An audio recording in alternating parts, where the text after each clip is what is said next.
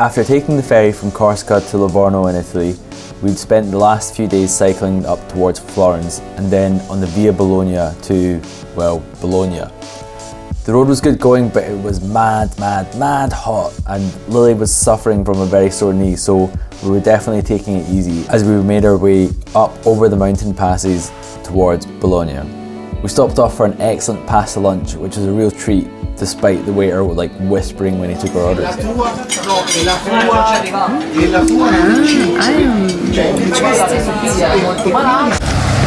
We're almost at the top of Mount the Futa. There's Liliana. It's pretty tough. We're super tired, but it's okay. Hey, chef. Woo. Les doigts dans le nez. Yeah. Wow. We snaked our way into the hills and reached the Passo Della Futa. It's not a mega climb, it's around 900 metres high, but it's still pretty challenging, especially because it was pure boiling outside. Since we were going slow, probably because of all the pasta we'd eaten, and it was also going uphill, we did a pretty short distance that day, opting to find a place to wildcamp near Traversa. Our growing confidence for wildcamping was for sure a good thing, but it still doesn't stop me from being so para about it. I remember I woke up a few times convinced that someone was standing just outside our tent, and most definitely were into stabbing cyclists. In the morning, Lily had yet another ant infestation in her pannier bags, which caused a lot of grief and stress for her, and I reckon it was just because her panniers are green, because mine didn't get any and they were pretty much sitting side to side. Maybe she was just pretty unlucky in that sense. We finally hit the road ant-free and stopped off for probably the worst coffee of the trip, certainly in Italy. I was so angry about how bad it tasted. Bad espresso in Italy, forget about it. Forget about it. I mean, honestly, I just can't get my head around how you can have a bad coffee. Even a bad espresso, like most places that have bad coffee, you can still get a decent-ish espresso. But anyway, this was truly awful. And also the bread was rubbish too. It was like tasteless. What is going on? Nevertheless, the cycling made up for it. We came down the other side of the Passo della Futa, but then immediately started to climb up towards the Passo Della Raticosa, which was pure mobbed with bikers.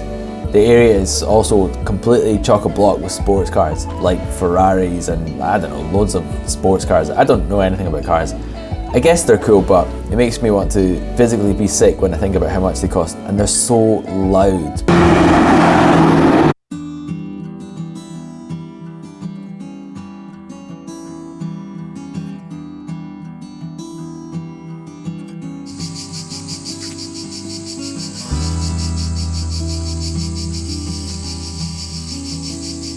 On the way down, we went to an excellent co-op and grabbed some snack materials and had a very lazy lunch and nap before heading all the way down a very long and sweet descent to Bologna.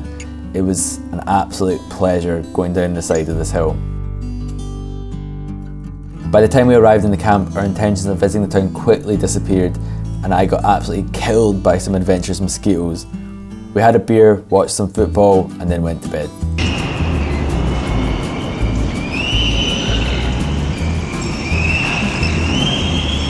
In the morning, we rode back into town to explore a bit and get some breakfast.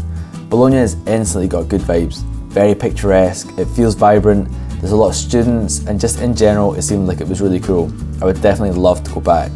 I also loved that the pavements all have these arched buildings to shade you from the sun.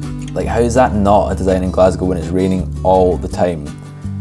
Bologna was also home to some wonky towers. Apparently there'd been about 20 of them back in the day in the city, but they'd all fallen down. I still get annoyed that everyone seems to celebrate poor architecture and design. I bet it costs an absolute fortune to stop these ones from falling down. Yet we all crowd around and being like, oh, look at that, it's pure squint, just like the one in Pisa. This isn't a good thing, this is a bad thing. What's going on? In Bologna we had a very healthy breakfast, but then this guy came up and was like begging for money for water. I was like, bro, here, take my water. And he's like, no, that's your water. It's like, well, what do you want? What's going on here? Bologna. Very nice. Lots of badly made towers. It's great. Anyway, we left and proceeded to cycle about town, I'm obviously still 13 in the head because I found these statues absolutely hilarious. We went to a big church in the piazza and I got chucked out because of my cycling shorts. Apparently God would get some kind of holy boner if he saw my crotch, so a guy was like, "Get out of this church right now." I just think it's his loss, whatever. The road to Ferrara was pretty flat and boring. This would become a common theme over the next few days.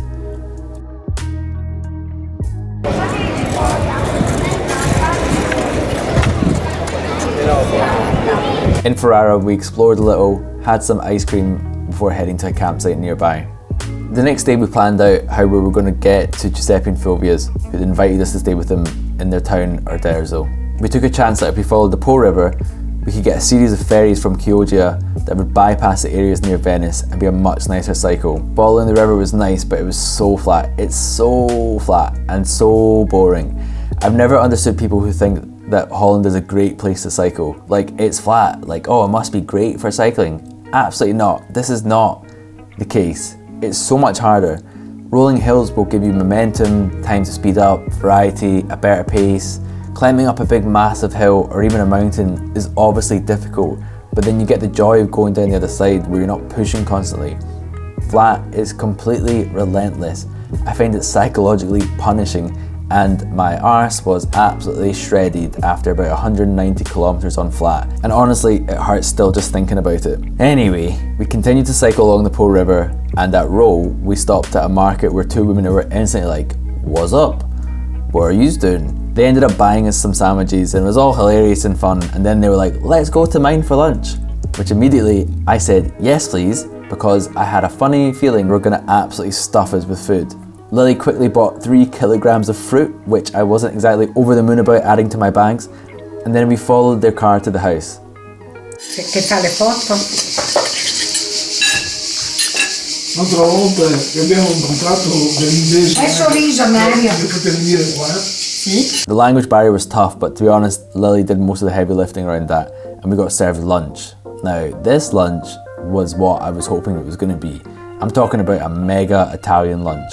You sometimes hear about Italian hospitality, about how many meals and how many servings you're going to get. This is like the good times. I'm talking about pasta ragu, green bean and tomato salad, figs, courgette and pepper stuffed with chicken, melon, chocolate pastries, and 2 espressos, plus apples. Afterwards, she was like, "Why didn't you stay?" I was sitting there having a food coma, and she's saying, "Stay, have a nap, watch some TV." I've never wanted to do something so bad, but it just made more sense for us, unfortunately, to hit the road again. We told Giuseppe and Fulvia we'd be there by a certain point and didn't really want to disappoint them since they'd offered up a place to stay. The going was pretty heavy along the road as it was, again, extremely flat and we were just so full from eating all that food. We eventually made it to Soto Marina, which isn't very far from Chioggia, and we set up in pretty much the only free spot in the campsite. It was crazy, like people come and sit up here for weeks and weeks in caravans and bungalows. Some people have literally brought a sink with them. It's like industrial camping, totally not what we were used to. We managed to set up, have some food, and then tried to get some rest ahead of our gamble that we'd be able to island hop past Venice and back onto the mainland. Thank you so much for watching. I hope you enjoyed this latest cycling video of us going through Italy. If you cycled through this part of Italy or want to, leave us a comment. I'd love to answer any questions you might have about this area. And if you liked the video, please give us a little thumbs up. It really makes a difference. And of course, if you haven't subscribed yet, please do so, and you won't miss the next episode of our cycling vlogs.